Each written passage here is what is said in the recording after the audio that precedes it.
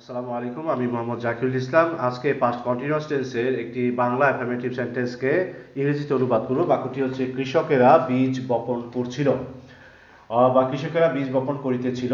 যদি দেখি যে ছিল শব্দের আগের বর্ণের সাথে চাপ পড়ে, যেমন ছিল, তাহলে সেটা পাস্ট কন্টিনিউয়াস টেন্স।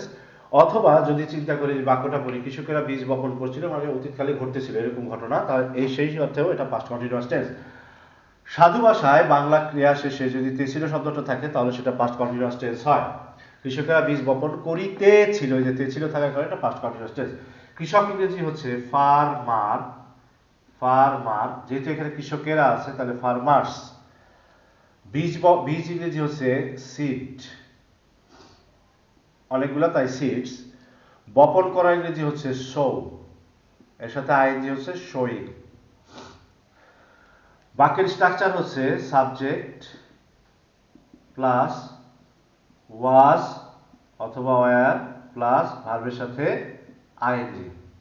সাবজেক্ট হচ্ছে ফার্মার্স, এর সাথে ওয়াজ বসে না যেহেতু এটা plural. Were, sewing,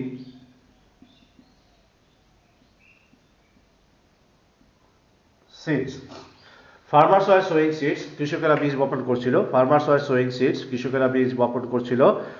farmers were sowing seeds, কৃষকেরা বীজ বপন করছিল। ধন্যবাদ।